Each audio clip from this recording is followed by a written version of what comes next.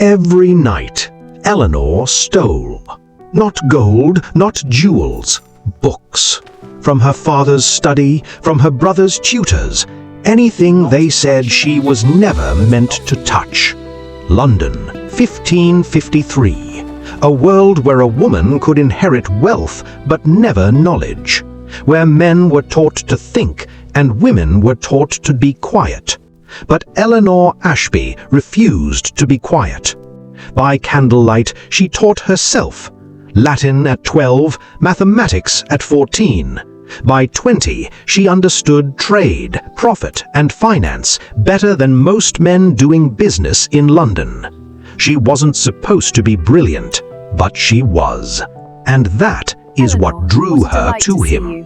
His name was Richard Comyn, a merchant, smooth, charming, observant.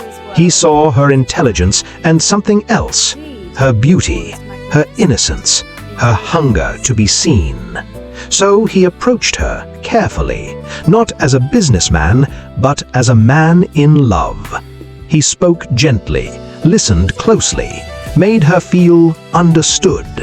He told her she was different, that she was meant for more, that he could give her a life no one else would allow her to have. And then he made her a promise, marriage, a future, a name beside his. But what he really wanted was her mind.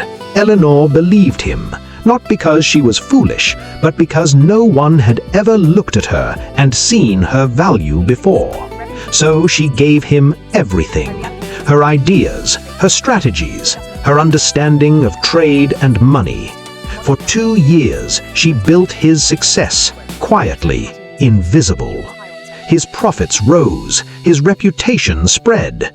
Men admired him, trusted him, followed him.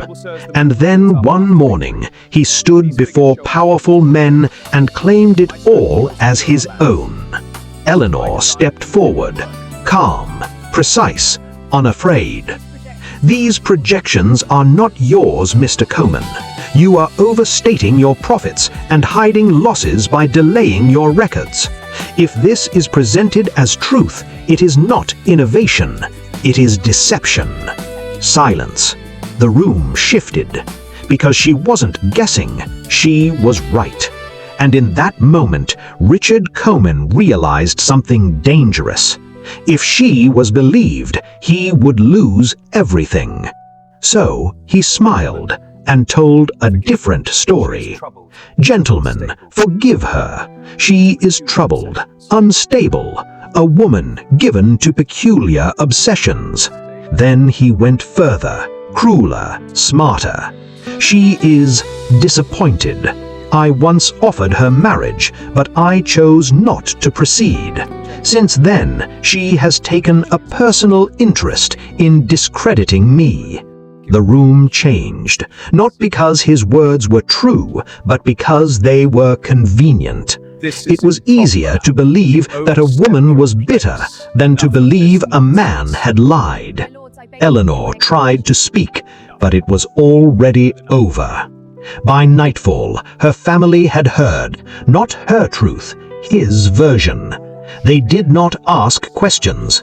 They saw shame, disgrace, embarrassment, and they chose their name over their daughter. She was cast out. No dowry, no protection, no explanation. She stood in the street with 4 shillings, a satchel of books, and nowhere to go. She knocked on doors, one after another. No one opened, until an old couple did. They saw something others ignored. Not scandal, not disgrace, but potential. They gave her a small room, bare, quiet, enough. That night, Eleanor did not cry. She counted what remained. 4 shillings, 7 books. Her mind, still hers. And she made a decision. She would not beg to be accepted. She would not wait to be restored. She would build from nothing on her own terms.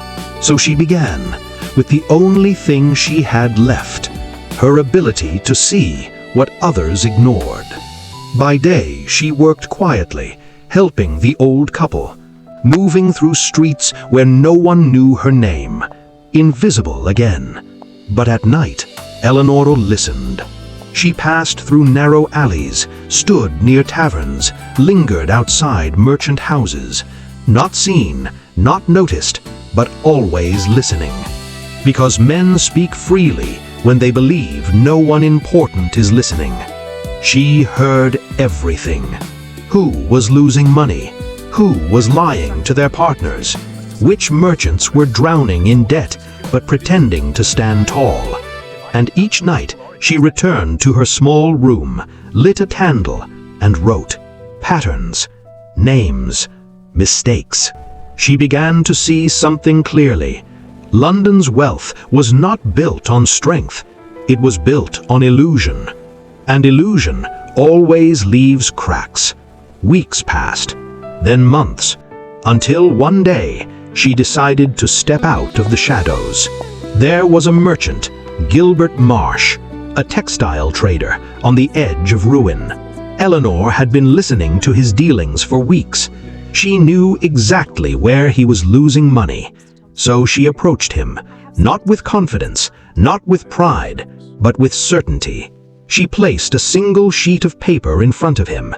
You are being cheated by your northern supplier.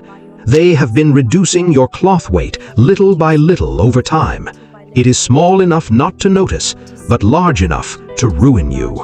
The man frowned, confused, suspicious. So she continued. You are also overpaying for transport and trusting accounts that have not been verified. She looked him in the eye, calm, certain. If you correct these 3 things, you will recover your losses within the season. Silence. He stared at the paper, then at her, then back again. Who told you this? He asked. I listened, she said. He tested her advice, every word, and within months he recovered 40 pounds. 40. He returned to her, not with doubt this time, but with respect. And he paid her 4 pounds. It was the first money she had ever earned because of her mind. Not her name, not her family, not a man. Her. That night, she held those coins in her hand, and for the first time, she felt something steady. Not joy, not relief, power. And from that moment, everything began to change. Word spread quietly. There was a woman in Southwark who could see what others missed, who could fix what others broke, who understood money better than the men who controlled it. And then he came. Thomas Harwell, a merchant, different from the rest. He did not come with charm or promises. He came with truth. He placed his ledger in front of her, open, every number exposed. I'm giving you everything you would need to ruin me, he said, because I don't know another way to prove I mean what I say. Eleanor looked at him carefully. She had heard promises before. She knew what they cost. But this was not a promise. It was risk. And risk is the clearest form of truth. She opened the ledger, scanned it once, twice, then looked up. Your supplier has been undercutting your weight since March, she said. You are losing money and don't yet know it. Thomas didn't argue, didn't defend. He listened. And in that moment, something began. Not love, not yet. Respect, the kind that cannot be faked. Together, they built something London had never seen. His name in the open, her mind behind every decision. But unlike the man before him, Thomas did not hide her. He stood beside her, in rooms that doubted her, in deals that questioned her, in a world that was not built for her. And he did not move. Within 3 years, Eleanor Ashby, the woman cast out with nothing, became the most quietly powerful mind in London. Not because she was given power, but because she built it. From 4 shillings and a mind no one had managed to take. And in the end, that was the one thing they could never steal. So I'll ask you, What are you building with everything you still have?